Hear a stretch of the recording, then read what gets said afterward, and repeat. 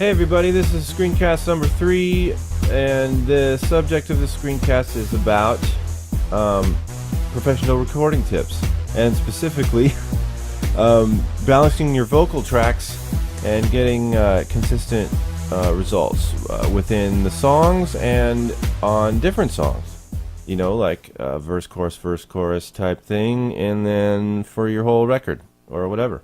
So, anyway, I received a question about this on one of my other videos, and this is a good opportunity for me to explain what I do. This is just what I do. This is personal stuff. Just sharing it with the public is all. Not saying it's the best way. All right. Okay, anyhow, so here's two vocal parts, or the same vocal part, but we split it into two regions, and let's listen and see the inconsistencies. So here it is. I can't calm down, baby, in ice cream puffs.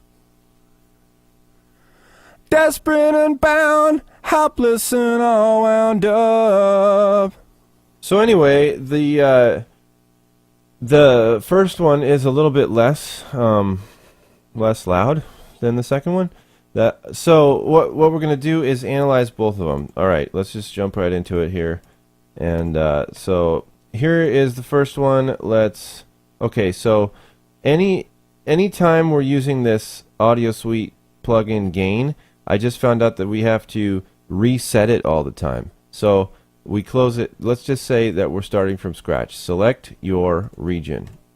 Then go up to Audio Suite, go to Other, down to Gain.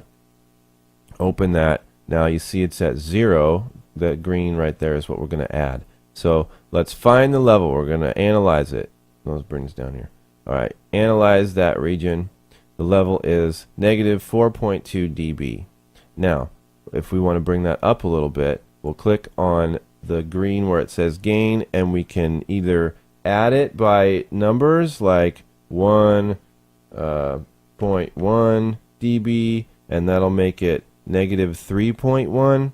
Or we can push the up and down arrows, and it will add like increments, you know, like whatever the program Pro Tools was programmed to add. So, you know, it's going to add 0.8 dB, it's going to add 2.3 dB, and you can see down there on the bottom right here, it's bringing up the level. So let's just bring it up to negative 0.4 and call it good. So we'll process that. And you can see the waveform grew a little bit, and it's much louder right now. I can't calm down. So now we're going to find the level of this one. Like we said before, we got to reset this. So let's push 0. Oops.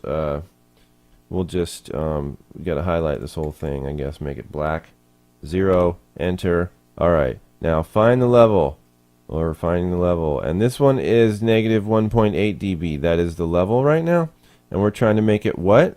I forget. Negative 0.3. Is that what we said? Well, let's just call it that anyway. So this one's negative 1.8. We could do the math, but let's just not. So let's add like 1.8. So far. Oh, that's gonna make it 0. Okay, so let's add 1.5, and that's gonna make it negative 0.3. How's my math? Okay, process. All right, now these two waveforms should be the same right now. Let's check it out. 0. Find the level. This one is negative 0.4. Okay, so I guess we read that wrong. And this one is negative 0.3.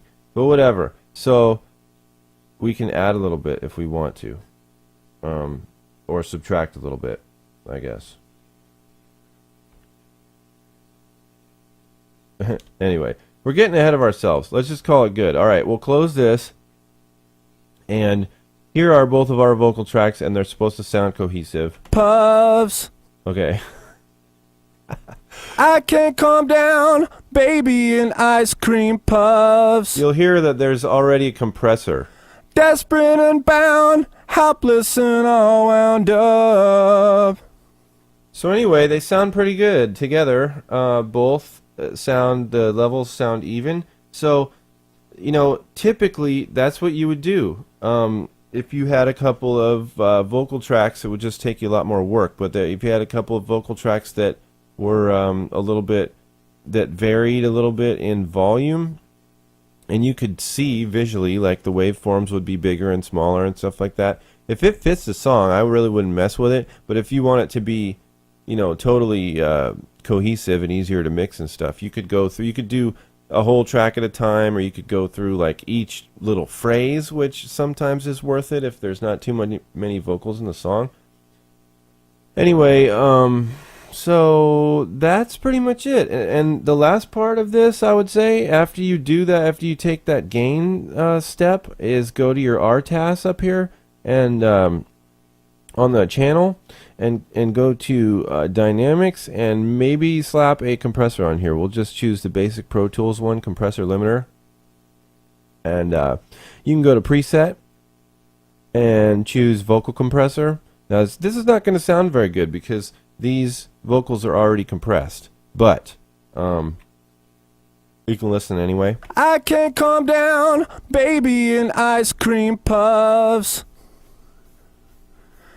Desperate and bound, helpless and all wound up. So you got a lot of breathing in there, a little bit. But this just helps to kind of, I don't know, you can't really explain unless you listen to it and kind of tweak the knobs.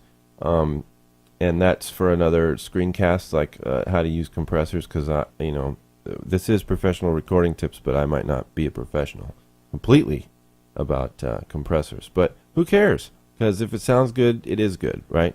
All right, so that's a screencast. Thanks for watching, and we'll see you next time.